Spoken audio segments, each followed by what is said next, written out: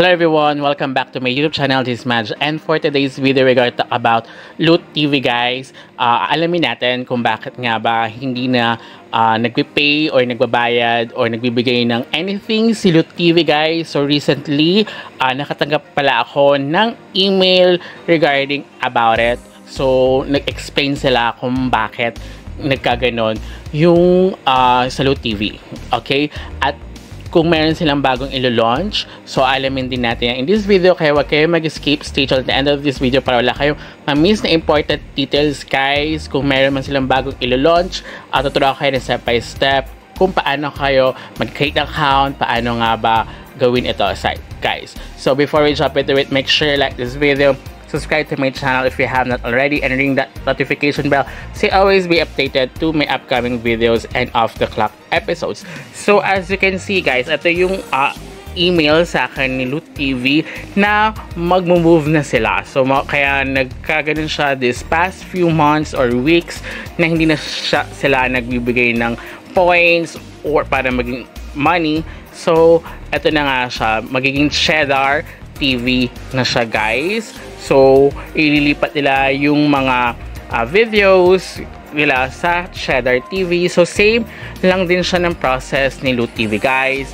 and yun nga, mas i-improve nila yung sa may Cheddar TV guys. So if you are using Loot TV before, alam ko marami ako nakababasang comments regarding Loot TV. So ito na yung bago nila, Cheddar TV. So here, hindi siya, your account sa Loot TV, hindi siya automatic na kung nag-sign in kayo like this one. So let's try ko mag-sign in, hindi pa ako nakapag-create ng account, isa-sign in ko yung aking account before sa Loot TV, hindi siya hindi siya nakasynchronize. So panibagong create ng account yung mangyayari. So as you can see here, hindi nga. So wala silang data about dun sa aking before na account. So meron pa naman may natira pa man din yun na points. So pwede kong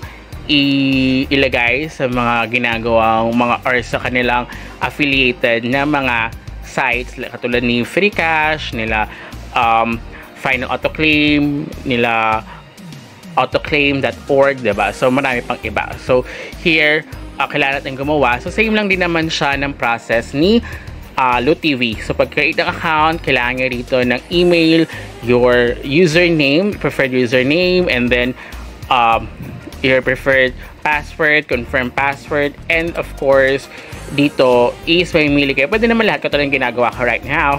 So kiniklik ko, yun nga lang manually, hindi wala siya yung i-highlight mo lahat, and then yun na, hindi.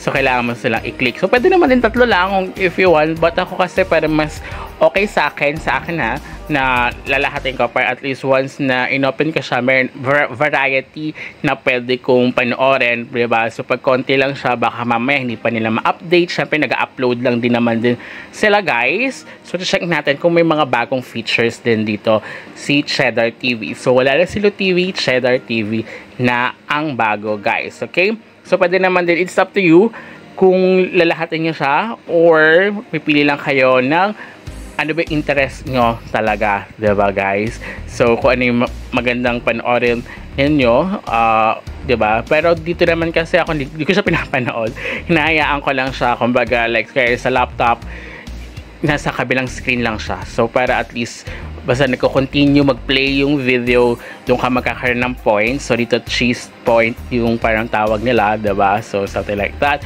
And now ito yung bago nila. So may SMS verification. Si Loot TV kasi walang SMS verification, diba? Way back before. So here parang magiging limited na lang yung, hindi ka pwede kasi kay Loot TV pwede ka mag multiple accounts, diba?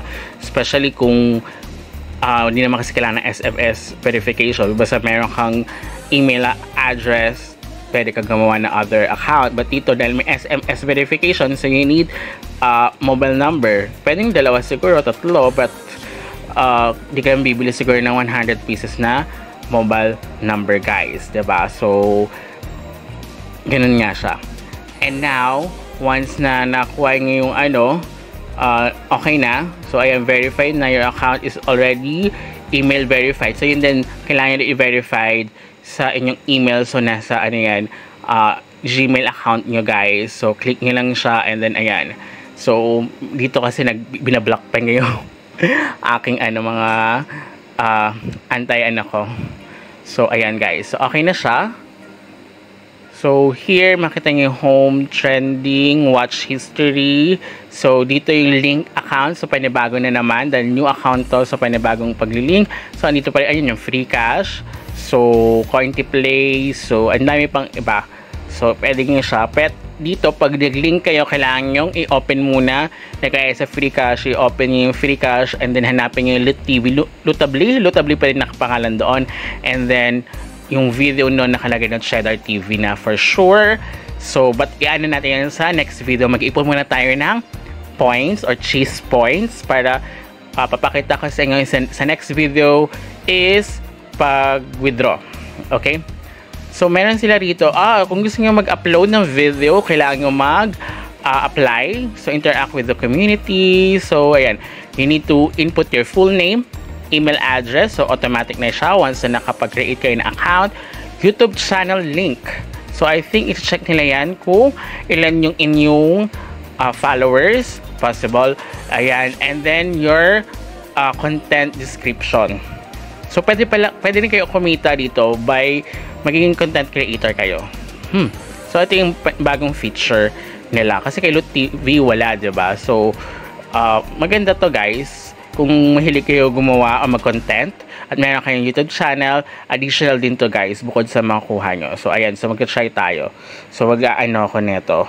And then, once na naano nyo yan, i-submit nyo and then wait nyo. So, check natin kung gaano katagal yung kanilang process. So, gagawa ko na lang kayo another video for that. If ever ma-approve ako. Pero kung hindi, di try and try kung pa pwedeng i-try again, diba? So, hindi natin alam, baka kasi rito nakita ko before kay Loot TV, diba? Cooking, like this one is games, yun yung kadalasan lumalabas kay Loot TV before. But nung nag-start si Loot TV, ata more on cooking, baking, diba? Yung simple baking. So, yun yung napapanood ko.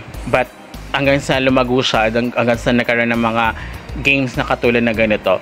So now, kay Loot TV kasi dati nakakuha ko ng ads. I mean, may lumalabas na ads. And then, magkaka-points ka lang din naman kung may lumabas na ads. Kapag walang lumabas na ads, hindi. Pero meron siyang daily, like yung per recently na yun kumbaga, afterwards na yun hindi na ako nakakapag-ads, so hindi na ako nakakuha ng points. Pero nagkaroon sila ng yung sa daily, maximum, parang pwede ka makakuha once na nanood ka per hours naman siya, guys, up to 4 hours naman siya. So ayan, guys, mayroon siyang ads. So depende kasi rin yan sa country. So kung ilan, alam ko kasi kay Loot TV or kay Hideout TV, sa ibang bansa like United States, depende yung pointing system nila. So dito kasi sa Philippines is pag si Loot TV kadalasan 1 ads 1 point. Diba?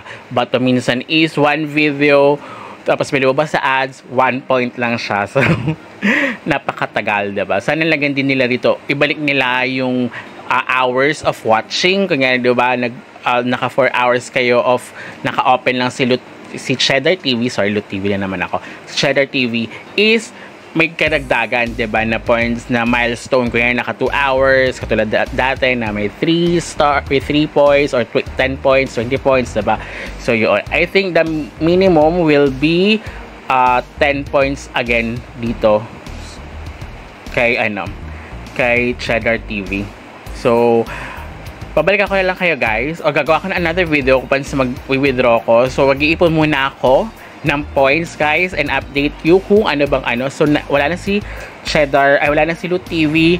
Si Cheddar TV na siya, kaya siguro ganun nangyari na wala yung last few months or weeks ni Loot TV, hindi na siya namimigay kasi i-move na nga nila kay Cheddar TV. So, that's it, guys. So, thank you so much. So, until next time, goodbye!